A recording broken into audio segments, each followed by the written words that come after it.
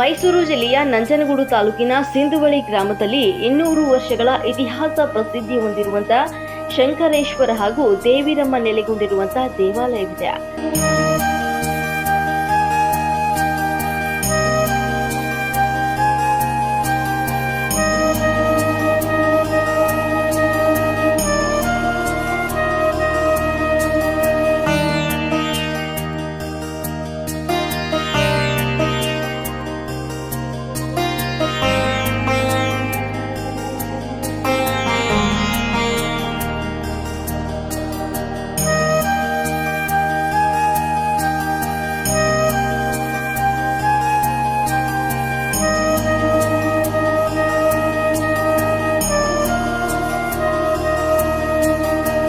ಈ ದೇವಾಲಯಕ್ಕೆ ಒಂದು ಇತಿಹಾಸ ಹೊಂದಿದಂತ 200 ವರ್ಷಗಳ ಒಂದು ಕತೆ ಕೂಡ ಇದೆ.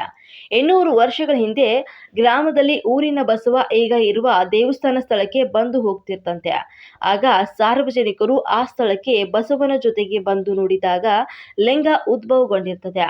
ಇದನ್ನ ನೋಡಿ ಆ ಸ್ಥಳದಲ್ಲಿಯೇ ದೇವರನ್ನ ಪ್ರತಿಷ್ಠಾಪನೆ ಮಾಡಿ ದೇವಸ್ಥಾನವನ್ನ ಮಾಡಿದ್ದಾರೆ.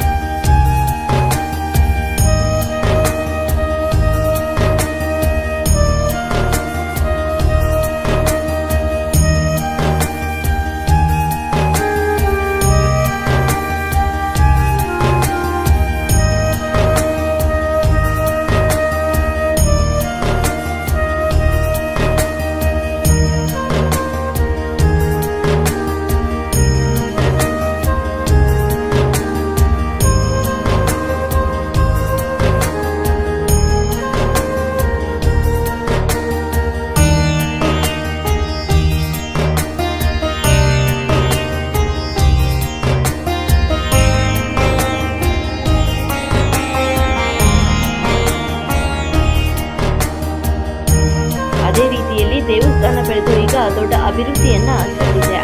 ದೇವಸ್ಥಾನದಲ್ಲಿ ಚೋಳರ ಕಾಲದಲ್ಲಿ ಬರೆದಂತಹ ಶಾಸನಗಳು ಸಹ ಈಗ ನಾವು ನೋಡಬಹುದು.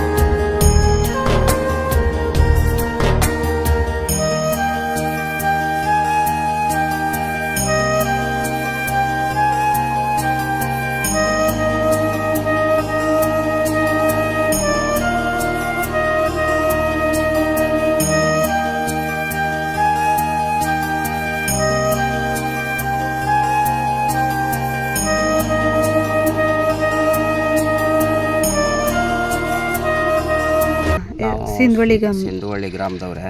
ಇಲ್ಲಿ ದೇವಸ್ಥಾನದ ಅರ್ಚಕರು. ನಮಗೂ ಈ ದೇವಸ್ಥಾನದಲ್ಲಿ ಒಂದು ತಿಂಗಳು ಸರದಿ ಪೂಜೆ ಇದೆ. ಧನುರ್ಮಾಸದ ತಿಂಗಳಲ್ಲಿ ಬರುತ್ತೆ. ಆಮೇಲೆ ನಾವು ಬಿಲ್ಲಮ್ಮ ತಾಯಿ ದೇವಸ್ಥಾನದ ಪ್ರಧಾನ ಅರ್ಚಕರು ಊರೊಳಗಡೆ ಇದೆಯಲ್ಲ ಗ್ರಾಮ ದೇವತೆ, ಅಲ್ಲಿ ಈ ದೇವಸ್ಥಾನ ಬಂದು ಚೋಳರ ಕಾಲದ ಇತಿಹಾಸ ಉಳ್ಳಂಥದ್ದು. ಇದು ರಾಜರಾಜ ಚೋಳ ಮತ್ತು ಅವನ ಸಹೋದರರ ಕಾಲದಲ್ಲಿ ನಿರ್ಮಾಣ ಆಗಿರುವಂಥದ್ದು. ಇದು ಶ್ರೀ ಮೈನರ್ ಮುಜರಾಯಿಗೆ ಸೇರಿದೆ. ಇದನ್ನು ಗವಿಸಿದ್ದೇಶ್ವರ ಶಂಕರ ದೇವಾಲಯ ಅಂತ ಮುಜರಾಯಿ ಇಲಾಖೆಯಲ್ಲಿ ನೋಂದಣಿ ಆಗಿರುವಂಥದ್ದು. ಇದನ್ನು ಶಂಕರೇಶ್ವರ ದೇವಿರಮ್ಮ ತಾಯಿ ದೇವಸ್ಥಾನ ಅಂತ ಕರಿತೀವಿ.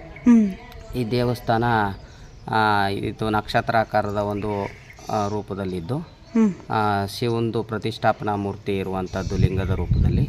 ಅದರ ಮಧ್ಯೆ ಮುಂಭಾಗದಲ್ಲಿ ಬಸವೇಶ್ವರನ ದೇವಸ್ಥಾನ ಇದೆ, ಬಸವನ ಗುಡಿ. ಆ ಬಸವ ಅನ್ನುವಂಥದ್ದು ಇಲ್ಲಿ ಊರೊಳಗಡೆ ಮೊದಲು ಮಹದೇಶ್ವರ ದೇವಸ್ಥಾನದಲ್ಲಿತ್ತು. ಪ್ರತಿದಿನ ಶಿವನ ದರ್ಶನಕ್ಕೋಸ್ಕರ ಇಲ್ಲಿಗೆ ಬರ್ತಾ ಇತ್ತು. ಆ ಬರುವಂಥ ಸಮಯದಲ್ಲಿ ಯಾರೋ ಮನುಷ್ಯರು ಅದನ್ನು ನೋಡಿದ್ರು ಅನ್ನೋ ಒಂದು ದೃಷ್ಟಿಯಿಂದ ಅದು ಅಲ್ಲೇ ಪ್ರತಿಷ್ಠಾಪನೆ ಆಯಿತು. ಅದರ 2 ಗುರುತುಗಳು ಅದು ತಿರುಗಾಡ್ತಾ ಇತ್ತು ಅನ್ನೋದಕ್ಕೆ 2 ಗುರುತುಗಳು ಕೂಡ ಅಲ್ಲಿ ಹೆಜ್ಜೆ ಗುರುತುಗಳು ಇದೆಯಾ ಇದೆ ಶಿವನ ದೇವಸ್ಥಾನದಲ್ಲಿ. ಈಗಲೂ ದೇವಸ್ಥಾನದ ಎಡಭಾಗದಲ್ಲಿ ಇದೆ. ಇನ್ನು ತಾಯಿ ಪಾರ್ವತಿ ವಿಗ್ರಹ ಬಂದು ತುಂಬ ಅದ್ಭುತವಾಗಿರುವಂತಹ ವಿಗ್ರಹ. ಇದು ನಾನು ಸುತ್ತಮುತ್ತ ನೋಡ್ದಂಗೆ ಎಲ್ಲೂ ಇಲ್ಲ ಈ ಥರ. ನಮ್ಮ ನಂಜುಂಡೇಶ್ವರನ ದೇವಸ್ಥಾನ ಮತ್ತು ತ್ರಿಪುರ ಸುಂದರಿ ಅಮ್ಮನವರ ದೇವಸ್ಥಾನಗಳಿಗಿಂತನೂ ಅದ್ಭುತವಾದಂತಹ ಒಂದು ಕೆತ್ತನೆ ಮತ್ತು ವಿಗ್ರಹ ಆಗಿದ್ದು ಇದು ತುಂಬ ಅಲಂಕೃತವಾಗಿದೆ. ಮತ್ತು ಈ ದೇವಸ್ಥಾನ ಶ್ರೀ ಬಿಲ್ಲಮ್ಮ ತಾಯಿ ಸೇವಾ ಸಮಿತಿ ವತಿಯಿಂದ ಜೀರ್ಣೋದ್ಧಾರಕ್ಕೊಳಗಾಗಿದೆ. ನಮ್ಮ ಗ್ರಾಮ ದೇವತೆಯ ಒಂದು ಹಣದಲ್ಲಿ ದೇವಸ್ಥಾನವನ್ನು ಜೀರ್ಣೋದ್ಧಾರ ಮಾಡಿದ್ದಾರೆ. ಈ ದೇವಸ್ಥಾನದ ವಿಶೇಷತೆ ಏನು? ಈ ದೇವಸ್ಥಾನದ್ದು ಅದೇ ಶಿವ ಪಾರ್ವತಿ ಅಂತಂದರೆ ಎಲ್ರಿಗೂ ಭಕ್ತರ ಒಂದು ಆರಾಧ್ಯ ದೈವ, ನಮ್ಮ ಅದರಲ್ಲೂ ಶೈವ ಪಂಥೀಯರಿಗೆ. ಹಂಗಾಗಿ ಇದಕ್ಕೆ ತುಂಬ ಹೆಚ್ಚಿನ ಒಂದು ದೇವ್ರ ಕುಳಗಳು ಅಂತ ಏನು ಕರಿತೀವಿ ಭಕ್ತರು ಇದ್ದಾರೆ. ಪ್ರತಿ ಕಾರ್ತಿಕ ಮಾಸದಲ್ಲಿ ಮತ್ತು ಶಿವರಾತ್ರಿ ತಿಂಗಳಲ್ಲಿ, ಗೌರಿ ಹಬ್ಬದ ತಿಂಗಳಲ್ಲಿ ಅತಿ ಹೆಚ್ಚಿನ ಭಕ್ತರು ಬರ್ತಾರೆ. ಇಲ್ಲಿ ಮದುವೆ ಮತ್ತು ನಾಮಕರಣ ಜೊತೆಗೆ ಇನ್ಯಾವುದೋ ಹರಕೆಯ ಒಂದು ಇದೆಲ್ಲ ಆಗ್ತಾಯಿರುತ್ತೆ. ಈಗ ನಾನು ಸುಮಾರು ದೇವಸ್ಥಾನಗಳು ನೋಡಿದ್ದೀನಿ. ಆದರೆ ಇದರಲ್ಲಿ ಹರಕೆ ಕಟ್ಕೊಳ್ಳುವಂಥದ್ದು ಮತ್ತು ಮದುವೆ ಕಾರ್ಯಗಳಿಗೆ ಮಕ್ಕಳಾಗದೆ, ಸಂತಾನ ಭಾಗ್ಯ ಇಲ್ಲದವ್ರಿಗೆ ಮಕ್ಕಳಾಗಿರೋವಂಥದ್ದು, ಮತ್ತು ಇದ್ರದ್ದು ಯಾವುದೇ ವ್ಯವಹಾರ ಕಾರ್ಯಗಳಲ್ಲಿ ಆಗದೇ ಇದ್ದಾಗ ಇದು ಆಗಿದೆ, ವೈಯಕ್ತಿಕ ಹರಕೆಗಳು ಈಡೇರ್ತಾ ಇರುವಂಥದ್ದು ಆ ರೀತಿ ಇದೆ. ಈ ದೇವಸ್ಥಾನದಲ್ಲಿ ಹೇಗೆ? ಖಂಡಿತ ಇದೆ. ಇಲ್ಲೂ ಪ್ರಸಾದ ರೂಪದಲ್ಲಿ ಈಗ ಮಕ್ಕಳಾಗಿಲ್ಲ, 5 ವರ್ಷ ಆಯಿತು, 10 ವರ್ಷ ಆಯಿತು ಅಂತೆಲ್ಲ ಬರ್ತಾರೆ. ಅವ್ರಿಗೆಲ್ಲ ನಾವಿಲ್ಲಿ ಒಂದು 5 ವಾರ ಪೂಜೆ ಮಾಡಿಸಿ ಇಲ್ಲಿದೇ ಆದ ಒಂದು ರೀತಿಯಲ್ಲಿ ನಾವು ಸಾಂಪ್ರದಾಯಿಕವಾಗಿ ಒಂದು ಹೊಟ್ಟೆಗೆ ಪ್ರಸಾದ ಕೊಡ್ತೀವಿ ಅವ್ರಿಗೆ, ಗರ್ಭ ತುಂಬಲಿಕ್ಕೆ ಅಂತ. ಆ ಪ್ರಸಾದ ಆದಮೇಲೆ 99% ಜನಕ್ಕೆ ಒಳ್ಳೆಯದಾಗಿದೆ. ಅವ್ರು ಬಂದು ಪುನಃ ಹರಕೆ ತೀರಿಸ್ಕೊಂಡಿದ್ದಾರೆ. ಇಲ್ಲೇ ನಾಮಕರಣ ಮಾಡುವಂಥದ್ದು ಅಥವಾ ಒಂದಷ್ಟು ಅನ್ನದಾನ ಮಾಡುವಂಥದ್ದು ಅಥವಾ ಅವ್ರ ಶಕ್ತಿ ಅನುಸಾರ ಅವ್ರ ಹರಕೆ ತೀರಿಸುವಂಥ ಕೆಲಸಗಳನ್ನು ಅವ್ರ ಕಾರ್ಯ ಆದಮೇಲೆ ಮಾಡಿದ್ದಾರೆ. ಅವರು ಏನು ಅರ್ಸ್ಕೊಂಡಿದ್ರು ಅದೆಲ್ಲ ಖಂಡಿತ ಇಲ್ಲಿ ಆಗಿದೆ. ಹಾಗೂ ಬಸವ ಬಂದು ಹೋದ ಬಸವನ ಪಾದದ ಗುರುತು ಸಹ ಈ ದೇವಾಲಯದಲ್ಲಿ ಕಾಣಬಹುದು. ದೇವಸ್ಥಾನದ ಒಳಗೆ ದೇವಿರಮ್ಮ ದೇವಾಲಯವು ಸಹ ಹೊಂದಿರುವಂತಹ ದೇವರ ಮೂರ್ತಿ ಬಹಳ ಮನಮೋಹಕವಾಗಿ ಕಾಣ್ತದೆ. ಈ ದೇವಾಲಯದಲ್ಲಿ ಸಂತಾನವಿಲ್ಲದಂತ ದಂಪತಿ ಈ ದೇವಾಲಯಕ್ಕೆ ಬಂದು ದೇವಸ್ಥಾನ ಪೂಜೆಯನ್ನ ಮಾಡಿಸಿ ದೇವರ ಪ್ರಸಾದವನ್ನ ಸಂತಾನವಿಲ್ಲದ ಮಹಿಳೆಗೆ ನೀಡಿದರೆ ಸಂತಾನ ಭಾಗ್ಯ ಕೂಡ ಕರುಣಿಸ್ತದೆ. ಮೇಡಮ್, ಇಲ್ಲಿ ಎಷ್ಟು ವರ್ಷದಿಂದ ಈ ದೇವಸ್ಥಾನಕ್ಕೆ ಬರ್ತಾ ಇದ್ದೀರಾ? ಸುಮಾರು 25 ವರ್ಷದಿಂದ. 25 ವರ್ಷದಿಂದ ಬರ್ತಾ ಇದ್ದೀರಾ. ಅಂದರೆ ನಿಮ್ಮ ಹರಕೆಗಳೆಲ್ಲ ಇಲ್ಲಿ ಫಲಿಸಿದೆ ಅಂತ ಹೇಳ್ತೀರಾ? ಯಾವ ರೀತಿ ಹರಕೆ ಇದು ಮಾಡ್ಕೊಂಡು? ಎಲ್ಲ ರೀತಿ ಹರಕೆ ಮಾಡ್ಕೊಂಡಿದ್ದಾಗಲೂ ಒಳ್ಳೇದಾಗಿದೆ. ಭಕ್ತಾದಿಗಳೆಲ್ಲ ಬರ್ತಾ ಇರ್ತಾರಾ ಇಲ್ಲಿ? ಬರ್ತಾರೆ. ಸರಿ,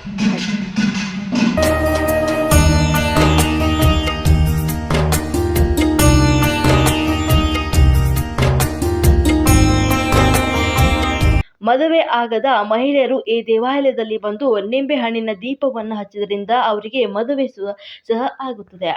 ಈ ದೇವಾಲಯದ ವಿಶೇಷತೆ ಏನಂದ್ರೆ, ದೇವಾಲಯದಲ್ಲಿ ಬೆಳಗ್ಗೆ 10 ಗಂಟೆಯಿಂದ ದೇವಸ್ಥಾನ ಬಾಗಿಲು ತೆರೆದು ಸಾಯಂಕಾಲ 4 ಗಂಟೆಗೆ ಬಾಗಿಲನ್ನ ಮುಚ್ತಾರೆ. ವಾರದ 7 ದಿನಗಳ ಕಾಲ ಪೂಜೆಯನ್ನ ಸಲ್ಲಿಸ್ತಾರೆ.